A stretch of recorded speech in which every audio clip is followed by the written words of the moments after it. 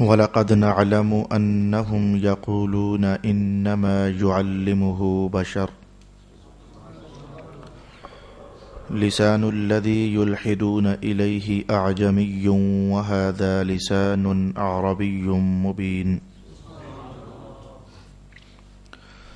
إن الذين لا يؤمنون بآيات الله لا يهديهم الله ولهم عذاب أليم إنما يفتري الكذب الذين لا يؤمنون بآيات الله وأولئك هم الكاذبون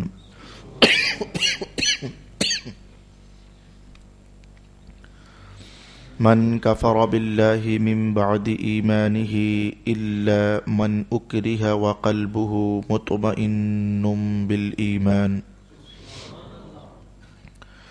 ولكن من شرح بالكفر صدرا فعليهم غضب من الله ولهم عذاب عظيم ذلك بأنهم استحبوا الحياة الدنيا على الآخرة وأن الله لا يهدي القوم الكافرين أولئك الذين طبع الله على قلوبهم وسمعهم وأبصارهم وأولئك هم الغافلون لا جرم أنهم في الآخرة هم الخاسرون صدق الله مولانا العظيم الصلاة والسلام عليك يا سيدي يا رسول الله الصلاة والسلام عليك يا سيدي يا حبيب الله الصلاة والسلام عليك يا سيدي يا شفيع المذنبين وعلى آلك وأصحابك يا سيدي يا رحمة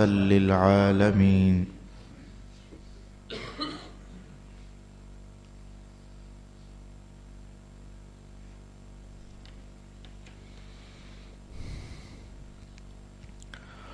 اور ہم جانتے ہیں کہ وہ یہ کہتے ہیں کہ اس رسول کو ایک آدمی سکھا کر جاتا ہے، وہ جس کی طرف سکھانے کو منسوب کرتے ہیں اس کی زبان تو عجمی ہے اور یہ قرآن تو بہت واضح عربی زبان ہے۔ بے شک جو لوگ اللہ کی آیتوں پر ایمان نہیں لاتے اللہ ان کو ہدایت نہیں فرماتا اور ان کے لیے دردناک عذاب ہے۔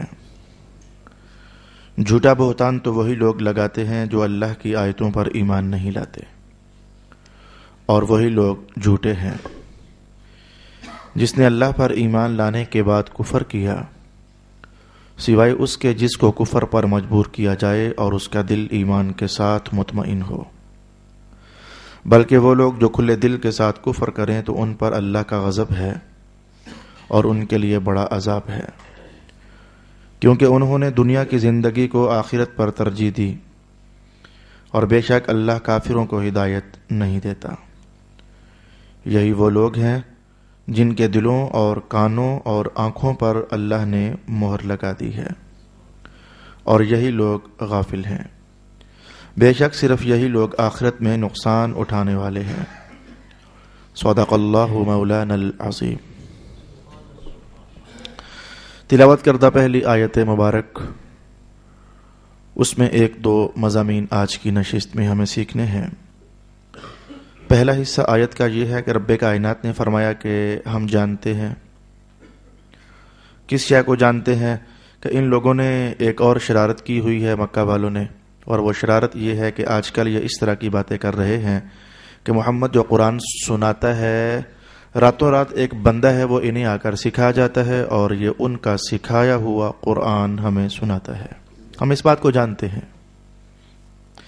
رب کائنات نے فرمایا ہم تو یہ بھی جانتے ہیں کہ جس بندے کے بارے میں کہا جا رہا ہے کہ وہ آ کر قرآن سکھاتا ہے، کتنے اچنبے کی بات ہے، جس کو سمجھتے ہیں کہ وہ آ کر قرآن سکھاتا ہے وہ عربی جانتا نہیں ہے، اور مصطفیٰ جو قرآن سنا رہے ہیں وہ تو ہے ہی عربی زبان میں۔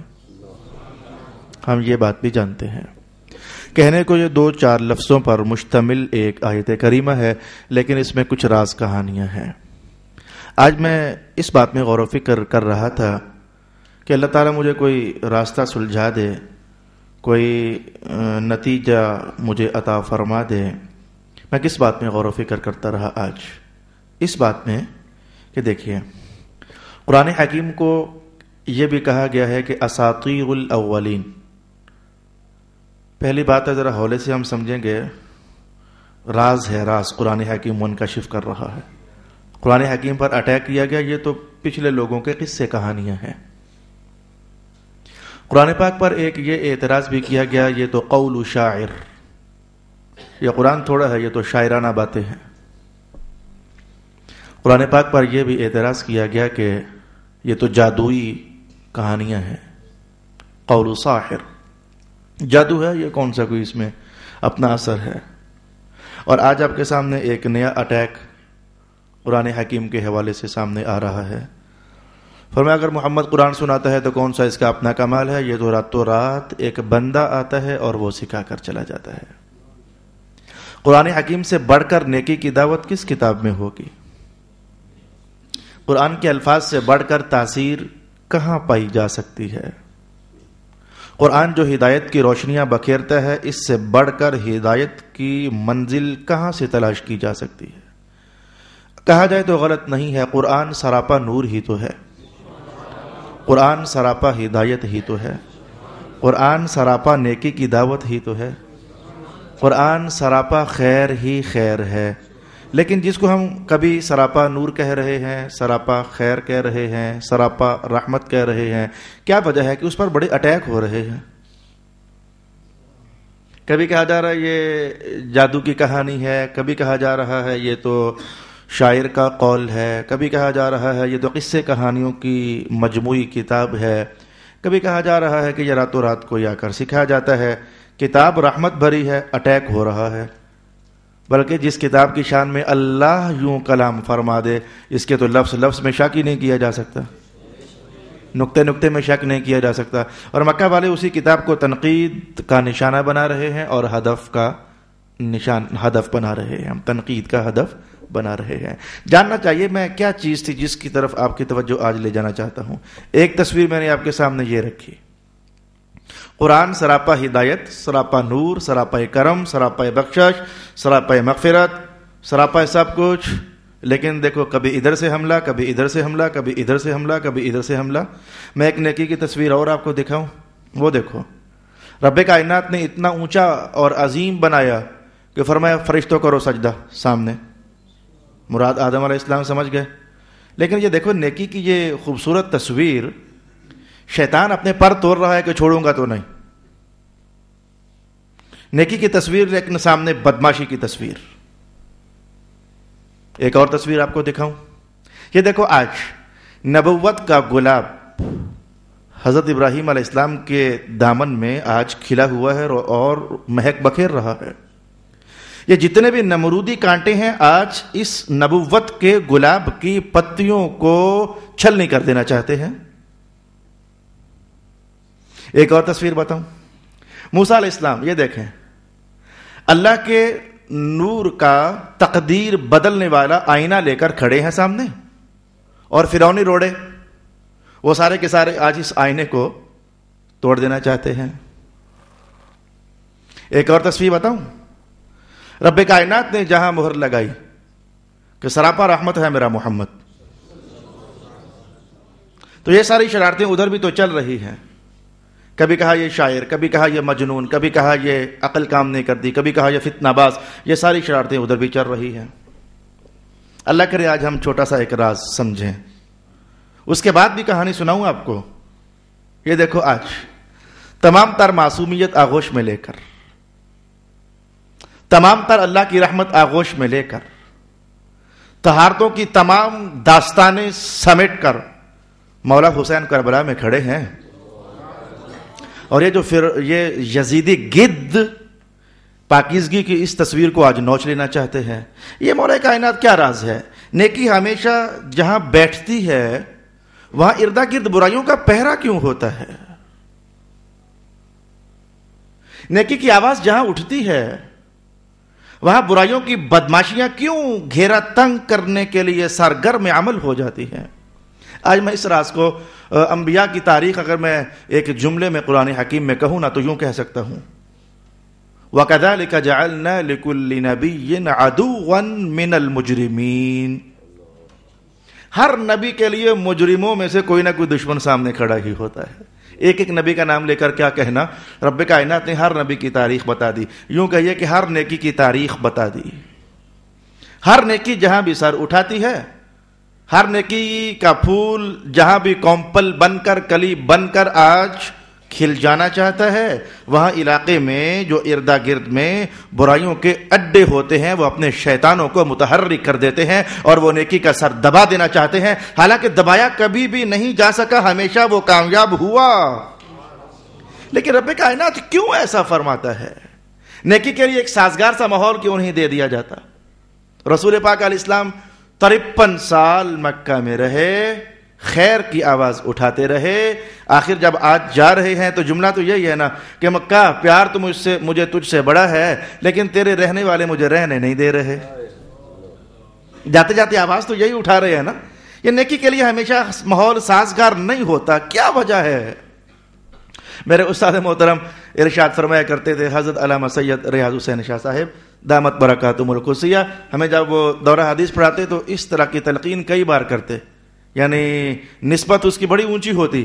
آپ فرمایا کرتے تھے کہ بیٹا ماحول بنے بنائے نہیں ملتے، حتیٰ کہ نبیوں کو بھی، انہیں بھی ماحول بنانے کے لیے بڑی محنت کرنی پڑتی ہے.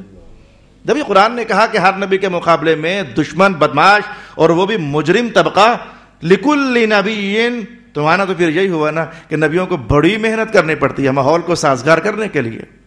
تو فرمایا کرتے تھے کہ میرے بچوں جہاں بھی خطیب بن کر جاؤ تو یہ نیکیوں کی ہیلپ میں ماحول بنے بنایا نہیں ملا کرتے، یہ بنانے پڑتے ہیں، محنت کرنی پڑتی ہے، مقابلہ کرنا پڑتا ہے. 100 بار پٹخا دیے جانے کے باوجود منزل کی طرف اٹھ کر بڑھنے کو، لپکنے کو، تمہاری رغبت جب تک مائل نہ ہو جائے اس وقت تک تم کسی نتیجے کو پا نہیں سکتے ہو. یہ ہمیشہ محنت کرنی پڑتی ہے. آج میں اس بات پر جب کافی سارا سوچ رہا تھا، کوئی بات نہیں سمجھ آ رہی تھی مجھے. اے اللہ پاک ایسا آخر کیوں ہے؟ یہ بھی سننے میں چلو آ گیا کہ رسول پاک علیہ السلام نے فرمایا جس کسی نے آخرت کمائی ہے اس نے اپنی دنیا کا نقصان کیا ہے تو آخرت کمائی ہے. اچھا یہ بھی سننے میں آ گیا جس نے اپنی دنیا کمائی ہے تو جملہ خطرناک ہے، اس نے اپنی آخرت کا نقصان کیا ہے تو کمائی ہے. شر کمانا ہے تو نیکی ہاتھ سے جائے گی تو شر کمایا جائے گا، نیکی کمانی ہے تو شر کا نقصان ہوگا تو نیکی کمائی. یہ ساری کہانیاں. پھر ایسی قوم میں رسول پاک علیہ الصلوۃ والسلام کو بٹھا دیا جانا کہ جس قوم کے بارے میں رب کائنات نے پیچھے یہ آیت بھی اتار دی، ختم اللہ علی قلوبہم. یہ ابو لہب نے ماننا تو کوئی نہیں ہے یار محبوب پیارے، حد ہو گئی. ماننا بھی نہیں ہے تو بھجوایا بھی ادھر. یہ ابو جہل نے نہیں ماننا، ابو لہب نے نہیں ماننا، ولید بن مغیرہ نے نہیں ماننا. ختم اللہ پاک نے مہر لگائی ہوئی ہے. بس میں اللہ تعالیٰ کی قدرت کا ایک راز ہی ہے مختصر، جو آخری اٹھتے اٹھتے اے میں میرے مولا کیا مجھے آج کچھ نہیں ملے گا؟ میں کب سے سوچ رہا ہوں مجھے کوئی بات مل جائے. یہ آخر ایسا کیوں ہے کہ نیکی ہمیشہ برائی کے ماحول میں پلتی ہے، کامیاب بھی ہوتی ہے، نتیجہ خیز بھی ہوتی ہے، منزل پر پہنچتی بھی ہے، تو آخر یہ اسی ماحول میں پلتی ہے. رب کائنات میری توجہ چلے گی 18ویں سپارے کی طرف. آتے آتے بس اللہ نے مدد فرما دی، 18ویں سپارے کی طرف میری توجہ چلی گئی اور پھر 7ویں سپارے کی طرف چلی گئی. جب میں نماز میں کھڑا تھا تو مجھے 1-2 حوالے اور بھی ذہن میں آنے لگ گئے. رب کائنات نے کہا ہم ہیں قادر، معاملہ ہم ہیں قادر، اور ہماری قدرت کی نشانیاں کچھ ایسی ہیں کہ ہم چاہیں تو ہوتا تنور ہے لیکن اس میں سے پانی نکال دیتے ہیں. یہ تو 12ویں سپارے کا بیان. وفارت تنور، ہم چاہیں تو ہوتی آگ اور بجلی ہے، بادلوں میں گرج رہی ہوتی، ہم اس میں سے بارش نچوڑ رہے ہوتے ہیں. ہماری قدرت کی عجیب و غریب نشانیاں ہیں. بہت نازک دانہ ہوتا ہے خشخاش کا، بہت نازک دانہ ہوتا ہے. آپ کو پتا ہے زمین کو پھاڑنا ہونا تو کئی استعمال ہوتی ہے، کدال استعمال ہوتی ہے، لوہے کا پھاوڑا استعمال ہوتا ہے، لیکن جب اللہ چاہتا ہے تو وہ خشخاش کا، سونف کا نرم سا دانہ زمین میں ڈال دیتے ہو، اللہ اس دانے میں ایسی طاقت بھرتا ہے وہ زمین کو پھاڑتا ہوا باہر نکل آتا ہے. یہ عجیب و غریب قدرت کی نشانیاں کئی بار ہم نے یہ دیکھی ہیں. وہ اللہ ہے، وہ کہتا ہے کہ میں چاہوں تو مردوں میں سے زندہ پیدا کر دیتا ہوں. ہوتے مردہ ہے تو مردہ میں سے کیا زندگی کا کام، اور میں چاہوں تو زندگی سے مردگی پیدا کر دیتا ہوں. یہ سارے اس کے بیان ہیں. رب کائنات نے مجھے جو راز سمجھ آیا کہ یہ کائنات میں تاریخ ہزاروں بار دہرائی گئی، یہ میں نے کم کہا. 1,24,000 بار تو نبیوں کے ساتھ دہرائی گئی، اس سے زیادہ بار، لاکھوں بار یہ تاریخ دہرائی گئی، دہرائی جا رہی ہے اور دہرائی جاتی رہے گی کہ یہاں بھی اللہ کی قدرت کا ایک عظیم شاہکار ہوتا ہے کہ نیکی آخر برائی کے گھیرے میں پلتی کیوں ہے۔ نیکی کی دو شانیں ہوتی ہیں، ایک تو یہ کہ یہ برائی کے مد مقابل ہوتی ہے، اور دوسری اس کی شان یہ ہوتی ہے کہ نیکی کی پشت پر اللہ کی مدد کا ہاتھ ہوتا ہے۔ رب کائنات یہ بتاتا ہے اور بتاتا آیا ہے، اور آئندہ بھی آنے والی نسلوں تک یہ بات بتائی جائے گی کہ نیکی کی آواز کو بلند کرنے والوں تمہارے ارد گرد برائیوں کے پہرے ہوں گے، شرارتوں کے دائرے ہوں گے، اور گمراہیوں کے رسے شاید اس تمہارے نیکی کے وجود کو پکڑ کر کے تم مروڑ دینا چاہیں گے، لیکن تم غم نہ کرنا، تمہارے سامنے اگر بدیوں کے طوفان بھی ہوں، بدیوں کی چٹانیں بھی ہونا، تو ذرا ایک نظر پیچھے ڈالنا، دیکھنا تمہیں اللہ کی مدد بھی نظر آ رہی ہوگی۔ اللہ کی مدد جب شامل حال ہو جاتی ہے تو وہ تخت و تاج والا یزید آج لعنتوں کا توق پہن کر کے، تو میں کہوں گا گلی گلی رسوا ہو رہا ہوتا ہے، اور نماز پڑھنے والوں جہاں بھی نماز پڑھو گے تو دیکھنا نماز کے اندر مرشد حسین کا نام لیا جا رہا ہوتا ہے۔ وہ نمرود جس نے صرف بادشاہ ہونے کی بات نہ کی، اس نے کہا میں رب ہوتا ہوں، وہ رب ہو کر آج زمانے والوں کی زبان کے تازیانوں کا نشانہ بن گیا، اور وہ ابراہیم جو آج یوں لگا کے مٹ گئے، آگ میں اٹھا کر پھینک دیا گیا، آج یوں لگا کہ مٹ گئے، مصطفیٰ کریم علیہ السلام نے ان کا نام اسم گرامی تمہاری نمازوں کا ترانہ بنا دیا۔ اللہم صلی علی محمد وعلی آل محمد کما صلیت علی ابراہیم وعلی آل ابراہیم انک حمید مجید۔ کہیں ایسا تو نہیں ہے کہ رب کائنات دعوت خیر دینے والے کو یہ سہارا دے رہا ہے، دلاسا دے رہا ہے، اور میں کہوں گا کہ صرف دلاسا ہی نہیں، صرف سہارا ہی نہیں، یہ دیکھو کتنا زبردست لفظ ہے قرآن کا۔ رب کائنات نے کہا محبوب ستائے جا رہے ہو، قرآن کو چھیڑا جا رہا ہے، قرآن کو کبھی شعر کہا جا رہا ہے، کبھی جادو کہا جا رہا ہے، لفظ ایک ہی ہے، نعلم، ہمیں سارا پتہ ہے، ہم جان رہے ہیں، ہم دیکھ رہے ہیں، یہ ہمارے سامنے سارا ہو رہا ہے، بلکہ قرآن نے حضور کے اندر کی تصویر بھی بیان فرمائی، وَلَقَدْ نعلم انك يضيق صدرك بما يقولون، ہمیں یہ بھی پتا ہے جب یہ چھیڑخانی کرتے ہیں نا تو آپ کے دل کو بڑا صدمہ ہوتا ہے، ہم یہ بھی جانتے ہیں کہ ان کے مکر آپ کے خلاف اس قدر زور آور ہو چکے ہیں، لتزول منه الجبال، کہ ان کے مکروں کے سامنے پہاڑ بھی ٹھہر نہیں سکتے ہیں۔ لیکن محمد پیارے، یہ آزمائش کا جہان ہے، یہ امتحان کا جہان ہے، آدم ہو انہیں بھی امتحان کے کٹہرے میں کھڑا ہونا پڑتا ہے، موسیٰ پیغمبر ہو، ابراہیم علیہ السلام ہو، انہیں بھی آزمائش کی گلیوں سے گزرنا پڑتا ہے۔ یہ معاملہ آپ تک بھی ایسے پہنچا، آپ کے بعد بھی مرشد حسین ہے تو ان کی تصویر پھر قیامت تک یہ تصویر ہے کہ نیکی گناہوں کی گلیوں سے گزرتی ہے، اور گناہ انہیں نوش بھی لینا چاہتے ہیں، لیکن مبارک ہو جائے گناہ آج تک کامیاب نہ ہو سکا، اور نیکی جہاں جہاں پہ گئی ہے اللہ کی مدد سے کامیاب ہی ہوتی چلی گئی ہے۔ ارشاد گرامی ہوا وَلَقَدْ نَعْلَمُ أَنَّهُمْ يَقُولُونَ إِنَّمَا يُعَلِّمُهُ بَشَرٌ۔ رب کائنات پھر رہنمائی کرتا ہے، خیر کی راہ چلنے والوں کے لیے مدد اترتی ہے۔ ایک نمونہ قرآن سے نکال کر بتاؤں، ارشاد گرامی ہوا، آپ یہ دیکھیں جیسے وہ کسی سیانے نے کہا کہ جرم کرنے کے لیے 100 طریقے، پکڑے جانے کے لیے 101 طریقہ، وہ جتنے بھی جرم کے طریقے بڑھ جاتے ہیں تو اتنے ہی قانون کے ہاتھ بھی کوئی نہ کوئی راستہ نیا سے نیا نکل آتا ہے۔ یہ جو بھی مجرم طبقہ ہوتا ہے، یہ قرآن کی تاریخ اور قرآن کی حقیقت یاد رکھیں، وہ جتنا بھی سیانہ ہو، وہ جتنا بھی عقل مند ہو، وہ جتنا بھی دانا ہو، مجرم بندے سے کوئی نہ کوئی غلطی ہو جاتی ہے، وہ کوئی نہ کوئی نشان چھوڑ جاتا ہے جسے وہ پکڑا جائے، اور اس نشان کو کلک کر دیا جاتا ہے اللہ کی مدد کے ساتھ۔ اب کتنا بڑا الزام تھا، بلکہ اس سے پہلے میں یہ بھی کہہ سکتا ہوں، میرے سامنے اس وقت امام جلال الدین سیوطی کے الفاظ ہیں، رسول پاک علیہ السلام کے پاس کچھ غلام آیا کرتے تھے علم سیکھنے کے لیے، باتیں سیکھنے کے لیے، صحبت کا فیض پانے کے لیے، کچھ غلام آیا کرتے تھے، اور پھر وہ ایک بار آئے، 2 بار آئے، کئی بار آئے، کئی بار آئے اور کئی بار آئے، تو ان غلاموں کے آنے پر مکہ والوں نے ایک بہانہ گھڑ لیا تھا، اور انہوں نے کہا تھا یہ جو غلام آتا ہے نا اس میں 8-9 اقوال کیے گئے، وہ بندہ تھا کون سا، وہ جو بھی تھا عجم کا رہنے والا، عرب سے اس کا تعلق ہی کوئی نہیں تھا۔ تو مکہ والوں نے اعتراض، یہ بندہ آتا کیوں ہے محمد کے پاس، یہ آتا کیوں ہے؟ اب اندر کی راز کہانی تو وہ جانتے نہ تھے، لوگ ہیں نا لوگ، تو لوگوں کی یہ عادت بڑی پرانی ہے، وہ اندر کی راز کہانی جانے بغیر کوئی نہ کوئی بلیم کر دینا، کوئی نہ کوئی اعتراض کر دینا، یہ بڑی پرانی عادت ہے۔ انہوں نے اعتراض کر دیا کہ لگتا ہے کہ محمد جو قرآن سناتا ہے نا یہ اسی بندے سے سیکھ کر کے تو سناتا ہے۔ رب کائنات نے پوائنٹ پکڑ لیا اور پکڑ کر کہا یہ دیکھو یہ مجرم ہے نا، مجرم ہے، بدماش ہیں، شرارتی ہیں اور خلاف چلنا چاہتے ہیں مصطفیٰ کریم صلی اللہ علیہ وسلم کے۔ جس بندے کے بارے میں کہا جا رہا ہے کہ وہ انہیں آ کر سکھاتا ہے، انہیں ان عقل کے اندھوں کو سمجھ نہیں آ رہی ہے، اس کو تو عربی زبان آتی ہی نہیں ہے۔ یہ وہ ویک پوائنٹ چھوڑ گئے، انہیں تو اسے تو عربی زبان آتی ہی نہیں ہے۔ اور امام فخر الدین رازی شیر بن کر باہر نکلا، کہا میں بھی ایک بات کہتا ہوں۔ امام فخر الدین رازی نے کہا یہ بتاؤ کہ اگر وہ بندہ جو راتوں رات آتا تھا حضور پاک کو قرآن سکھانے کے لیے، تو جس دن رسول اللہ علیہ السلام نے یہ اعلان کیا تھا اور یہ چیلنج کیا تھا اللہ کے کہنے پر، اگر ہمت ہے تو قرآن جیسی ایک صورت ہی بنا لو، 10 آیتیں ہی بنا لو، ایک آیت ہی بنا لو، اگر واقعی مکہ والوں کے کہنے کے مطابق وہی بندہ سکھا کر چلا جاتا تھا تو ایک دم سے وہ سامنے کیوں نہیں آ گیا؟ اس نے آ کر یہ کیوں نہیں کہہ دیا کہ پہلا بھی تو میں ہی بنا کر دیتا رہا ہوں نا، ایک آیت اور بنا کر دے دیتا ہوں؟ اس نے اس چیلنج کو قبول کیوں نہ کیا؟ زندگی گزر گئی اور مر گیا اور اس نے ایک بار بھی چیلنج قبول نہ کیا، جو دلیل ہے اس بات کی کہ جو پہلے بھی قرآن حضور سناتے تھے یا اس کا دیا ہوا نہ ہوتا تھا، یہ آسمان والے خدا کا دیا ہوا ہوتا تھا، اور یہ قیامت تک چیلنج باقی ہے۔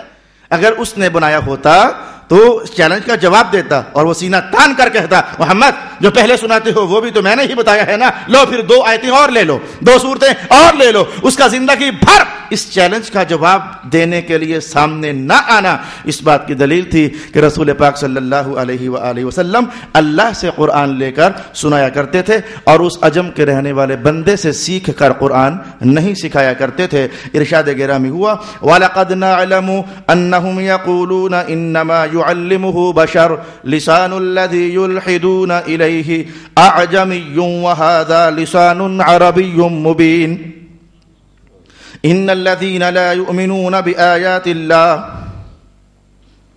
بے شک جو لوگ اللہ کی آیتوں پر ایمان نہیں لاتے اللہ ان کو ہدایت نہیں فرماتا۔ وَلَهُمْ عَذَابٌ أَلِيمٌ، اور ان کے لیے دردناک عذاب ہے۔ انما يفتر الكذب الذين لا يؤمنون بآيات الله، بے شک وہ لوگ جو جھوٹا بہتان لگاتے ہیں یہ تو وہی ہوتے ہیں جو اللہ کی آیتوں پر ایمان نہیں لاتے، اور وہی لوگ جھوٹے لوگ ہوتے ہیں۔ رسول پاک علیہ الصلوۃ والسلام کے کلام کے کیا کیا رنگ ہوا کرتے تھے، حضور کی باتوں کے کیا کیا انداز ہوا کرتے تھے۔ بات کو کبھی دھیرے سے کرنا کہ وہ ذہن سے قریب ہو جائے، کبھی میٹھے سے کرنا کہ وہ روحوں سے قریب ہو جائے، کبھی انداز گھما کر کرنا کہ سننے والا سوچنے پر مجبور ہو جائے۔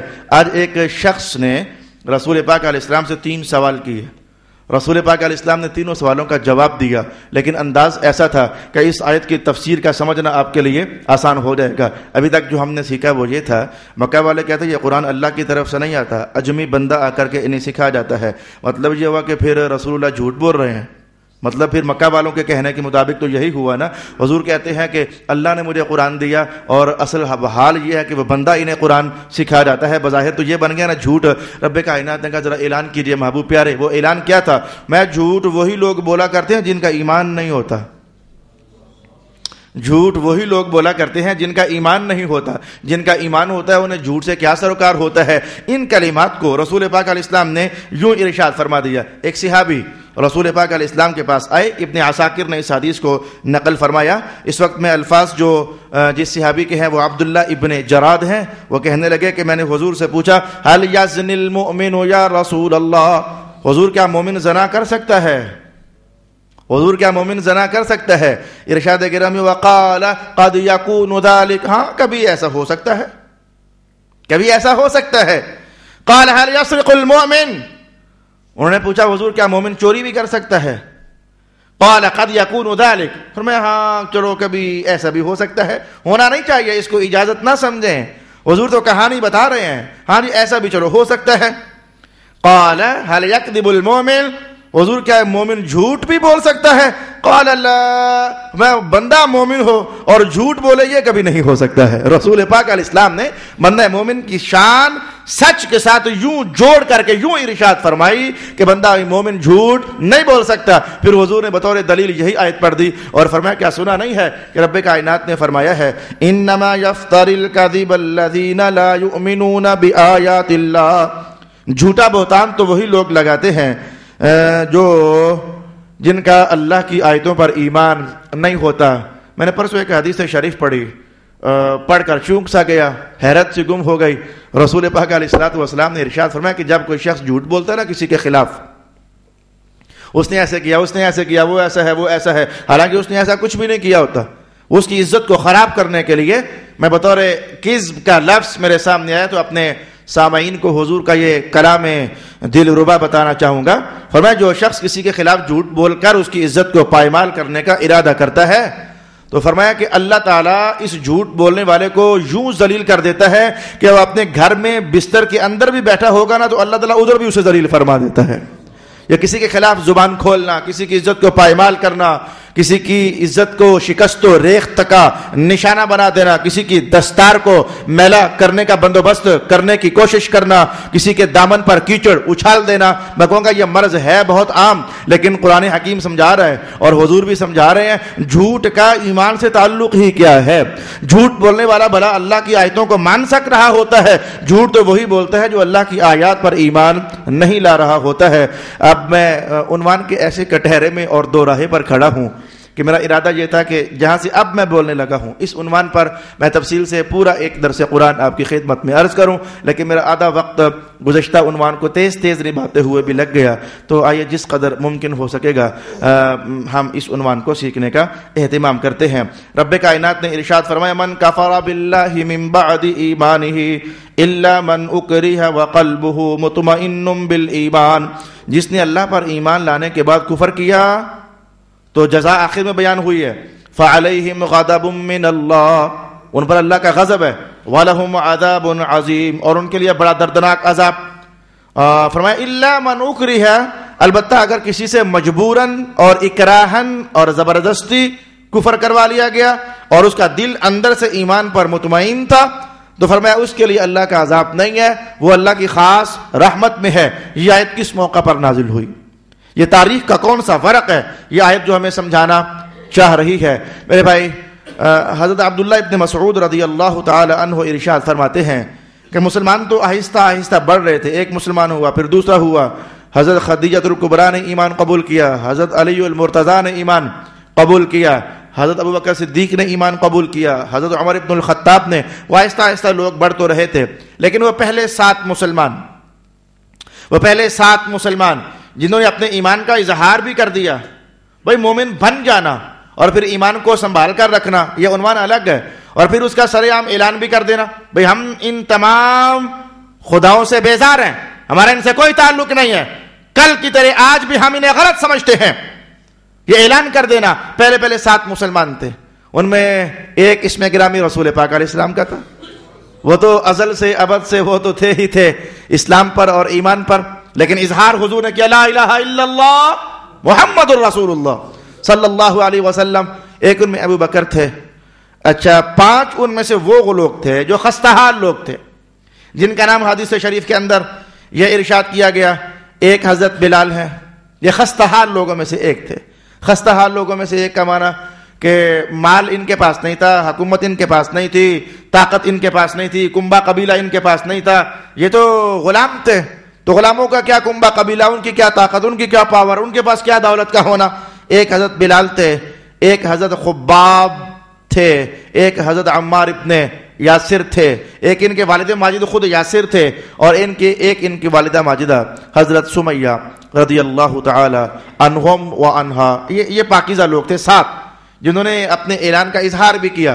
حضرت علی المرتضیٰ بھی ان میں سے ایک تھے، لیکن حضرت عبداللہ ابن مسعود کی روایت میں ان کا نام نہیں ہے، ورنہ حضرت علی بھی ان میں سے ایک ہیں کہ جنہوں نے صاف اعلان کر دیا تھا کہ میں رسول پاک علیہ الصلوۃ والسلام جو دین لائے ہیں میں اس دین کو قبول کرتا ہوں، اور یہ اعلان مکہ کے سرداروں کی مجلس میں ہوا تھا جب حضور رحمت عالم نے دعوت کے لیے بلایا تھا، کھانا کھلایا تھا، اور کھانا کھلا کر پوچھا تھا کوئی ہے تم میں سے جو میرے ساتھ چلنے کے لیے تیار ہے؟ کوئی بھی نہ اٹھا تھا. تو ایسے میں حضرت علی المرتضیٰ حضور کے پہلو میں تھے. آپ کھڑے ہوئے. جسم مبارک ویسے بھی چھوٹا تھا اور بچپن میں تو ویسے بھی چھوٹا تھا. حضور کے ہاتھ کے دباؤ میں آ گئے.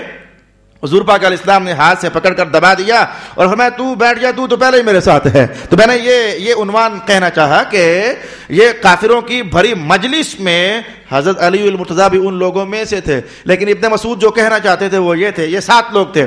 فرمایا کہ رسول اللہ پھر وہ تھے کہ جن کی بظاہر مدد حضرت ابو طالب کیا کرتے تھے. ابو بکر کو ان کے خاندان والوں نے بچا لیا, یعنی وہ ان کے سپورٹر تھے, بہت بڑے تاجر تھے, سرمایہ دار لوگ تھے. اب باقی بات کے یہ 5 مفلس الحال لوگ. مکہ والوں کو جب یہ پتا چلا کہ آج یہ مکہ میں دن دیہڑے بولتے رہے ہیں یہ سارے خدا جھوٹے ہیں, اللہ ایک ہی ہے, باقی سب غلط ہے, محمد اللہ کے رسول ہیں, اچھا نوکر ہو کر, غلام ہو کر, خستہ حال ہو کر یہ سارا دن آج مکہ کی گلیوں میں ڈنڈورا پیٹتے رہے ہیں. ابو جہل نے بندے بھجوائے اور بندے بھجوا کر کہا ذرا پکڑ کر لاؤ نا انہیں. ان پانچوں کو پکڑ لیا گیا. اگلا دن چڑھا تو کہا آج فیصلہ کرتے ہیں. وہ فیصلہ کیا ہونا تھا, وہ لوہے کے وہ گرم کرتے جنہیں جنگ کے موقع پر استعمال کیا جاتا ہے بطور زرہ, وہ انہیں سب کو ایک ایک پہنا دیا گیا اور پہنا کر کے تو انہیں دھوپ میں کھڑا کر دیا گیا. ابو جہل تو آج کسی کام سے اسے جانا تھا, وہ کام سے لوٹا, جب شام کا وقت ہوا نا تو اس نے آئیں بائیں دائیں دیکھا اور کہا ہاں بھائی محمد کے نام پر رہو گے یا ابھی تمہارا بندوبست کروں؟ سب نے کہا ہم تو رسول اللہ پر ایمان لا چکے ہیں, ہم چھوڑنے کے لیے تو ایمان قبول نہیں کیا ہے, ہم نے تو ان کا بن جانے کے لیے ایمان قبول کیا ہے.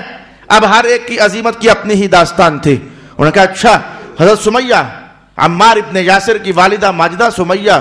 ابو جہل اپنی لمبی زبان کے ساتھ لپک کر کے کہا تو نے اسلام کی خاطر, محمد کے دین کی خاطر اسلام نہیں قبول کیا ہے, لگتا ہے تجھے مردوں کی شہوت ہے اور تو نے سیکس کرنے کی خاطر محمد کا دین قبول کیا ہے. اس نے یہ تہمت لگائی تو ماحول ایک دم سے سناٹے کا شکار ہو گیا. اس نے اپنے غلام کو آواز مار کر کہا کہ ذرا میری ہتھوڑی لاؤ نا اور میرے جو اندر پڑے ہوئے کیل ہیں وہ کیل لاؤ نا, میں اس مسلمان خاتون کا بندوبست کرتا ہوں, یہ کتنی کو مضبوط ہے, یہ کتنی کو پکی ہے. تو جناب محترم اس نے حضرت سمیہ کو زمین پر لٹا دیا اور 4 میخ ان کے وجود میں گاڑ دیے اور اسی پر بس نہ کیا.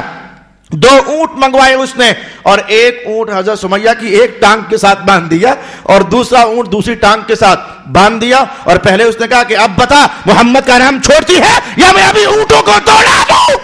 حضرت سمیہ نے اپنی نسوانی پتلی آواز میں کہا کہ میں نے محمد کا دامن چھوڑنے کے لیے نہیں پکڑا ہے, بس میں ان کی غلام ہوں, لا الہ الا اللہ محمد الرسول اللہ. ابو جہل کو آگ لگ گئی, اس نے اپنا نیزہ منگوایا اور اللہ اکبر اللہ اکبر, اس نے اپنا نیزہ حضرت سمیہ کی شرمگاہ میں داخل کیا اور منہ سے نکال دیا اور اونٹوں کو دوڑا دیا. ایک اونٹ ادھر دوڑا, ایک اونٹ ادھر دوڑا اور جسم 2 لخت ہو گیا. جب یہ منظر باقی 4 نے دیکھا تو پوچھا ہاں بھائی تیرا کیا خیال ہے؟ بلال نے کہا کہ مجھے لگتا ہے کہ نام محمد پر مار کھانے کی ہمت مجھ میں ہے. وہ اتنا دیکھ کر بھی نہ کہا کہ لگتا ہے کہ مجھ میں ابھی ہمت ہے, میں کہہ سکتا ہوں لا الہ الا اللہ محمد الرسول اللہ. ابو جہل نے وہ رسیاں ڈالی نا گلے میں اور مکے کے اوباشوں کو بلایا, میں سے 2-3 گلیوں کا چکر کٹوا کے لاؤ. رگیدا گیا, رگڑا گیا, گلیوں میں گھسیٹا گیا, 1 گلی 2 گلی 3 گلی 4 گلی 5 گلیاں گلیوں محلوں سے ہوتا ہوا. پوچھا بلال اب کیا خیال ہے؟ میں خیال وہی ہے جو پہلے تھا, لا الہ الا اللہ محمد الرسول اللہ صلی اللہ علیہ وآلہ وسلم. خیر بلال رضی اللہ تعالی عنہ کو آج قتل تو نہ کیا گیا.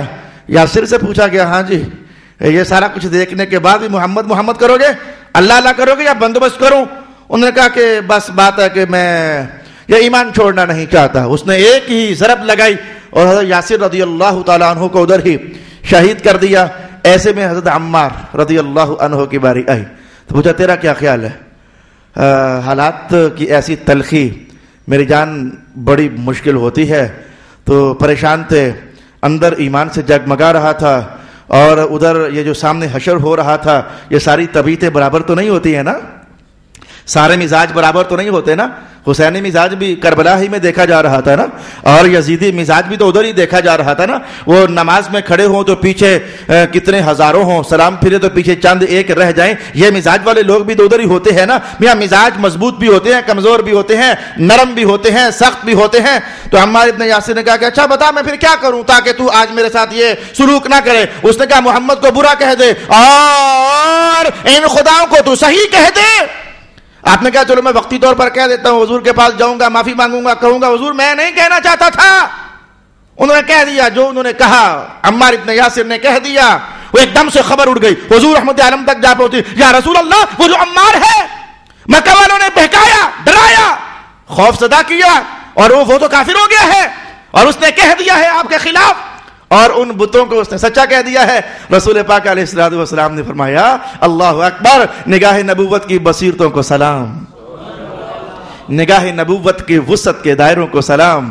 رسول پاک علیہ السلام نے جو جملہ ارشاد فرمایا میں آپ کے سامنے کہنا چاہوں گا. آپ علیہ السلام نے فرمایا کہ میرا عمار وہ ہے جو پیروں کی تلی سے لے کر اور سر کے بالوں کی چوٹی تک ایمان سے بھرا ہوا ہے.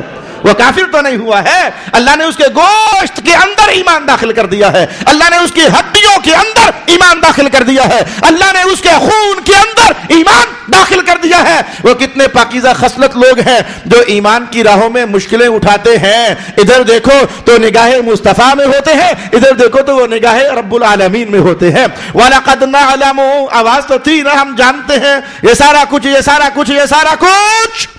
ہم دیکھ رہے ہیں. پھر حضور نے فرمایا کہ اچھا ذرا آنے دو، عمار کو پوچھتے ہیں. حضرت عمار ابن یاسر آئے تو دور سے ہی رونے لگ گئے، دور سے ہی سر جھک گیا تو رونے لگ گئے. آنسو ٹپ ٹپ ٹپ ٹپ ٹپ ٹپ گر رہے ہیں. تو آتے ہی سر جھکا وہ یا رسول اللہ میں تو نہیں چاہتا تھا، حضور میں تو نہیں چاہتا تھا، انہوں نے زبردستی مجھ سے ایسا کروایا ہے. حضور بھی کھڑے ہو گئے، اپنے غلام کا استقبال کیا نا، کھڑے ہو گئے اور کھڑے ہو کر فرمانے پہلے حضور نے آنسو صاف کیے. عمار ابن یاسر کے چہرے پر ہاتھ پھیرا اور ہاتھ پھیر کر کے تو آنسو صاف کیے. میں مجھے یہ بتا کہ جب وہ زور لگا رہے تھے تو ایسے میں تیرے اندر کی کیفیت کیا تھی؟ عمار ابن یاسر کا حضور اندر تو ایمان سے بھرا ہوا تھا. رب کائنات نے قرآن نازل کر کے کہا محمد پیارے آپ کی نگاہ نے صحیح پہچانا ہے، آپ کی نظر پاک نے صحیح پہچانا ہے. قرآن بولا، ارشاد گرامی ہوا وَقَلْبُهُ مُطْمَئِنٌ بِالْإِيمَانِ. حضور جو آپ کہہ رہے تھے نا کہ یہ ایمان سے بھرا ہوا ہے، اور اب یہ جو اپنا بیان جاری کر رہا ہے کہ ہاں جی میرا دل اندر سے ایمان پر مطمئن تھا، رب کائنات نے کہا ہاں یہ سچ کہہ رہا ہے. عمار تیری عظمت کو سلامت، تیرے ایمان پر نگاہ محمد بھی مہر لگا رہی ہے اور تیرے ایمان پر آسمان والا خدا بھی مہر لگا رہا ہے. ارشاد گرامی ہوا من کفر باللہ من بعد ایمانہ الا من اکرہ وقلبہ مطمئن بالایمان ولیکن من شرع بالکفر صدرا. اب یہ وہ آیت ہے بنیادی طور پر جو میں چاہتا تھا کہ اس پر بڑی تفصیل درکار ہے. اس آیت سے ایک قانون مذہب کا مستنبط ہوتا ہے اور اس قانون کی روشنی میں بڑے مسائل حل ہوتے ہیں. مثلا میں عنوان قائم کرتا ہوں، چلے آج عنوان ہی نظروں سے گزار لیجئے. عنوان قائم کرتا ہوں جی کسی صاحب نے کہا جی میں تو طلاق نہیں دینا چاہتا تھا، مجھے زبردستی طلاق دلوائی گئی ہے. اس جملے کا کیا مقام ہے؟ جی میں تو چوری نہیں کرنا چاہتا تھا، مجھے گن پوائنٹ پر چوری کروائی گئی ہے. جی میں تو زنا نہیں کرنا چاہتا تھا، مجھے زبردستی زنا کروایا گیا ہے. جی میں تو قتل نہیں کرنا چاہتا تھا، مجھ سے زبردستی قتل کروایا گیا ہے. جی میں تو کافر نہیں ہونا چاہتا تھا، مجھ سے زبردستی کفر کروایا گیا ہے. تو یہ اکراہ کیا ہوتا ہے اور اکراہ کی کتنی قسمیں ہیں؟ یہ یہاں سے زبردست عنوان پھوٹتا تھا. اور پھر مجبوری کی حالت میں کیا کوئی غلط کام بھی صحیح ہو جاتا ہے یا کہ نہیں ہو جاتا؟ وہ کفر غلط ہے، ہمیشہ غلط ہے. اور جان بچانے کی خاطر انہوں نے کہہ دیا نا جو تم کہتے ہو. بلکہ رسول اللہ علیہ السلام نے حضرت عمار ابن یاسر کو یہ جملہ بھی ارشاد فرمایا ان عادوا فعد. عمار تیرا اندر سے ایمان ہمیں پتہ چل چکا ہے، اب اگر وہ پھر تیرے ساتھ شرارت کرے نا تو ان کے سامنے پھر اگر کفر کرنا پڑ گیا تو کر دینا، میں محمد اجازت دے رہا ہوں نا، کیونکہ اندر سے تو ایمان سے بھرا ہوا ہے. ان عادوا فعد، اگر وہ پھر اس غلط روش پر تجھے ڈالنا چاہیں تو اندر سے ایمان رکھنا، بظاہر جان بچانے کے لیے ایسا کرنا ہو تو ٹھیک ہے۔ رسول اللہ علیہ السلام نے بھی اس قانون پر مہر لگائی کہ جان بچانے کے لیے، اپنا خون بچانے کے لیے، اپنی گردن بچانے کے لیے جو بہت بڑا سارا جرم ہے کفر، اگر یہ بھی ہو جائے تو رسول اللہ شریعت کی تکمیل بھی ساتھ ساتھ فرما رہے ہیں۔ تو میں نے کہا یہ وہ بنیادی سا عنوان تھا جس پر مجھے رک کر کے کچھ کہنا چاہیے تھا اور کچھ تفصیل آپ کی خدمت میں بیان کرنی چاہیے تھی۔ اچھا، ایسے ہی ان عنوانات میں سے، جی میں تو طلاق نہیں دینا چاہتا تھا، مجھے جن چمڑ گئے تھے تو جنوں نے میرے منہ سے نکلوا دیا تھا، وہ تو جن بول رہے تھے، میں تھوڑا بول رہا تھا۔ یہ ہر چیپٹر اور یہ ہر عنوان اپنے مقام پر تفصیل کا متقاضی ہے، لیکن آج ہمارا وقت سمٹ رہا ہے، کسی اور موقع پر انشاءاللہ العزیز میں یقیناً آپ کی خدمت میں بیان کروں گا۔ ارشاد گرامی ہوا، من کفر باللہ من بعد ایمانہ الا من اکرہ وقلبہ مطمئن بالایمان۔ خواجہ حسن بصری رحمۃ اللہ تعالی علیہ کی ایک روایت دلچسپ ہے، میں وہ بھی آپ کے سامنے بیان کر دیتا ہوں، پھر اس پر چونکہ عمل شروع ہو گیا۔ جو زندہ دل لوگ ہوتے، جنہیں موت کا ڈر نہ ہوتا، وہ صاف سی بات ہے وہ اپنے ایمان پر ڈٹے رہتے، اور جو ذرا کمزور دل لوگ ہوتے وہ عارضی طور پر اپنے ایمان اور جان کو بچانے کے لیے کلمہ کفر منہ سے بول لیتے۔ یہ مسیلمہ کذاب، اس نے نبوت کا دعویٰ کیا تھا اور اس کے ہاتھوں رسول پاک علیہ السلام کے 2 غلام چڑھ گئے نا، تو اس نے ایک سے پوچھا، ہاں بھائی تو مانتا ہے کہ محمد اللہ کے رسول ہیں؟ اس نے کہا ہاں جی میں مانتا ہوں محمد اللہ کے رسول ہیں۔ پھر کہنے لگا کہ کیا یہ مانتا ہے کہ میں مسلمہ بھی اللہ کا رسول ہوں؟ اس نے کہا کیا کہا میں تو سنتا ہی نہیں، تو کیا کہہ رہا ہے؟ اس نے کہا اچھا جب میں محمد کا نام لیتا ہوں تب تو سنتا ہے، اور جب میں اپنا نام لیتا ہوں تو سنتا ہی نہیں ہے۔ کہا ہاں، نام محمد کے بعد کوئی اور آواز سننے کو دل ہی نہیں کرتا ہے نا۔ مسلمہ نے اسے قتل کروا دیا، اور جو 7 والا بنتا تھا تو اس نے اسی رخصت پر عمل کرتے ہوئے کہا جی ٹھیک ہے میں تجھے نبی مانتا ہوں، لیکن وہاں سے خلاص ہونے کے بعد کہا اے اللہ تعالیٰ میرے نبی محمد مصطفیٰ ہی ہے صلی اللہ علیہ وسلم، میرا اور کوئی نبی نہیں ہے اور کوئی میرا اور رسول نہیں ہے۔ اور آج بھی مسلمانوں کا ایمان یہی ہے کہ مصطفیٰ کریم علیہ السلام کے بعد کوئی نبی نہیں ہے، کوئی رسول نہیں ہے۔ حضور کے بعد اگر کوئی نبی تسلیم کرتا ہے، کوئی رسول تسلیم کرتا ہے تو جاننا چاہیے وہ دائرہ اسلام سے خارج ہو جاتا ہے۔ رسول پاک کا یہ اعلان قیامت تک باقی ہے، لا نبی بعدی، میرے بعد کوئی اور نبی اللہ نے بنایا ہی نہیں ہے۔ حالانکہ ایسی با کمال صلاحیت لوگ خود حضور اشارہ کر رہے ہیں، اگر میرے بعد نبی ہونا ہوتا تو عمر ہوتا۔ حضور نے یہ اشارہ بھی دیا، اگر میرے بعد نبی ہونا ہوتا تو یہ عمر ہوتا۔ تو جن کی صلاحیت کا اعتراف رسول اللہ بھی فرما رہے ہیں، اگر وہ بھی مصطفیٰ کریم کے بعد نبی نہیں بن سکے ہیں تو میں کہوں گا کہ کسی اور کو کیا مجال ہے کہ وہ نبوت کا دعویٰ کر سکے۔ من کفر باللہ من بعد ایمانہ الا من اکرہ وقلبہ مطمئن بالایمان۔ اور آخر میں کہا فعلیہم غضب من اللہ ولہم عذاب عظیم ذلک بانہم استحبوا الحیاۃ الدنیا علی الآخرہ۔ ان پر اللہ کا عذاب اس لیے کہ انہوں نے دنیا کی زندگی کو پسند کر لیا آخرت کی زندگی پر، اور بے شک اللہ تعالی کافر قوم کو ہدایت عطا نہیں فرماتا۔ یہی وہ لوگ ہیں جن کے دلوں پر، جن کی آنکھوں پر اور جن کی نگاہوں پر اور سمات پر اللہ کی طرف سے مہر ہے۔ وَأُولَئِكَ هُمُ الْغَافِلُونَ، اور یہی لوگ غافل ہیں۔ لَا جَرَمَ أَنَّهُمْ فِي الْآخِرَةِ هُمُ الْخَاسِرُونَ، بے شک صرف یہی لوگ آخرت میں نقصان پانے والے ہیں۔ صدق اللہ مولانا العظیم۔